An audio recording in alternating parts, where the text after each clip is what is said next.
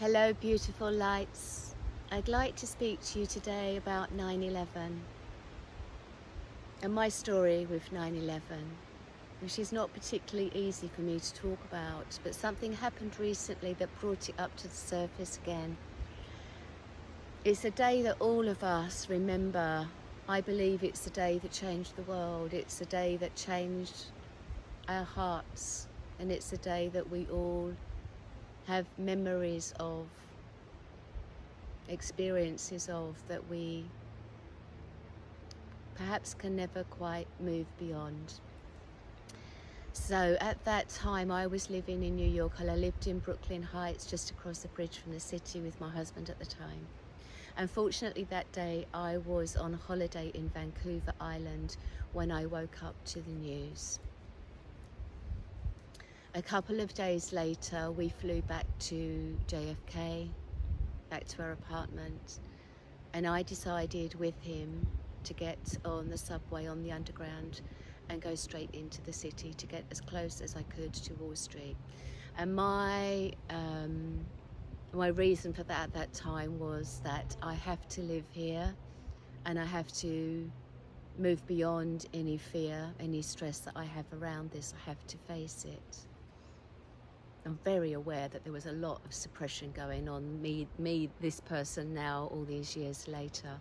So I went into the city and I saw what was all this chaos and profound grief. I remember reading all the messages from people who had lost their loved ones and some who were still desperately seeking them, those that they still hadn't had confirmation of their passing. So profoundly sad. Sad doesn't even sum up what I felt from what these people were experiencing, and I was simply an observer in all of this. In the days that followed, and even what seems like weeks, I could still smell and see the fumes from the Twin Towers. So that energy was all around us on a physical level as well. And about 10 days later, I flew back to London, because I used to go back to London quite frequently then and again. I just thought, I just need to go. I can't be afraid of flying. I just need to do it. And I remember, I was talking to somebody this morning about how I remember in those first few flights, there was hardly anyone on the plane. I remember being on probably the first flight with a group of Hasidic Jews who were praying, certainly at the beginning of the start of the flight, and there was just me. So it was a very, very strange experience, but I was tapping into my courage and my inner strength, and I knew it was something that I had to face. Now, there's much, much more I could talk about this, and there's probably a lot that I did suppress. I know that I suppressed a lot around what happened. I personally did not lose anyone in that, I say tragedy, that was what I would see as a tragedy. You know, I didn't lose anyone in there, so I can only imagine what other people experienced and felt that had lost somebody close to them. I certainly had people who could have been that day that weren't. For whatever reason, the universe took them out of that space in time. So when I was in Greece recently, I was listening to a podcast by the lovely Kelly Butchart, and I'll drop the link below. Kelly interviewed me a month or so ago as well, and she was interviewing a lady whose name, as far as I can recall, is Christine Georgiou, and she was also living in New York at the same time as me, around 9/11.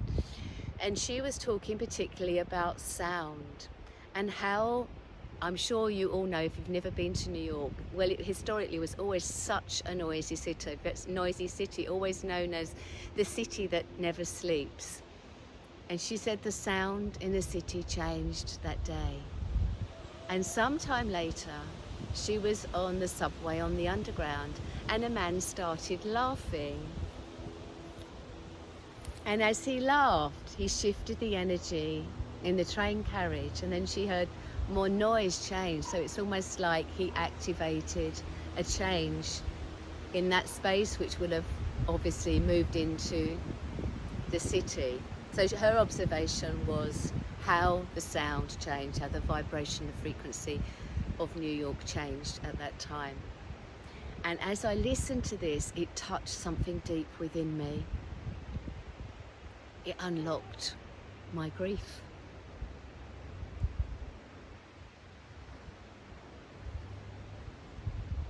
And the trauma that I had held within me for so long. So I thank her for that. So today, I believe that still so much more healing is needed. We never stop healing, do we, any of us? And when something so huge as this happens, it has a long-term effect on all of us and on the planet. I have quite strong views and beliefs about what happened that day. Regardless, I would like to bring through some healing for each of you. So if you experience trauma as a result of that day, or there's any other trauma within you that you may or may not be aware of, there needs to be unlocked and gently brought to the surface for release. I trust that the light language will help you. My plan at some point, likely now to be 2025, is to run some workshops around trauma and loss, because each and every one of us has experienced both to some degree or other. Nobody gets away without loss and trauma in this beautiful world of ours, which doesn't always feel so peaceful and beautiful. So my intention for the light language is to assist you, just to lighten the load, to bring some clearing around all that I've just talked about, what I've shared, and if that's triggering anything within you, I trust that the light language will support you to bring that up into your consciousness and to be healed and released. Okay.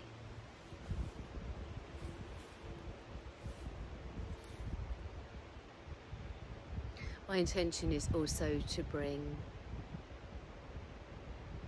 healing throughout all time and space for all who perished on that day, and love and healing to all the families, all the friends, all who were more closely involved than I was. So much love to each of you. Michala reta la creatura incarnata la coticala, che manar tukala, tikala yawa tikala, comane chikara, che marat chikala, kiralo celero corota tekialo. Munchir kochal talsal, munchir koltal salnyar, munchir tan kalsialio kochilanyo kurtila. Hali gachali angha, hang hoti kung katente kara, kumaning kartinot sal karto kai kitchar.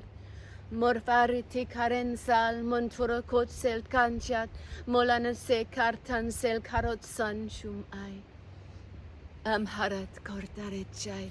Munarat kertarachai, munarat tekaratai shokvarat kaman, munarat silbarat semarat katsal, munsharaman karamat salik nortayan, mashmaran kitchvarmat kertaran kitchai, mushmarakin chiraman kertorat salkar.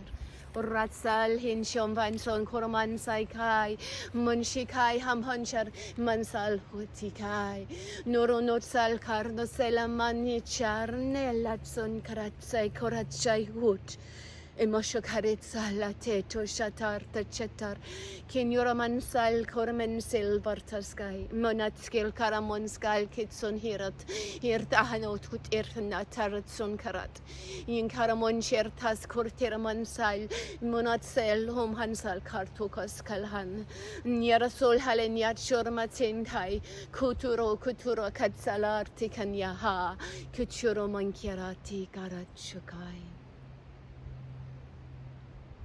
Nashvardea tarto kirat, Muratsul kurtus kalvai, Imatsol valmat skelmat shikut kut kiratsai unshai.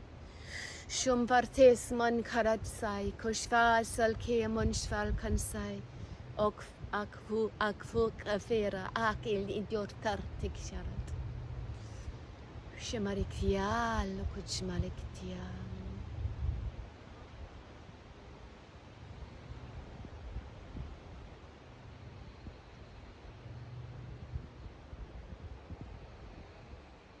Fill your heart with love. The message in all of this says to keep shining our light, to keep opening our hearts. And please join me in sending love and healing through time and space to that moment, to that day, and to everyone involved, everyone affected. Let's send love together.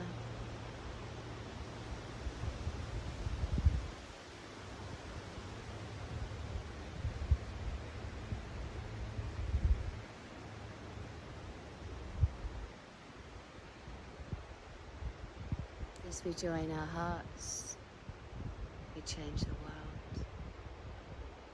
So much love to each of you. Bless you, bless you. Keep shining. See you soon.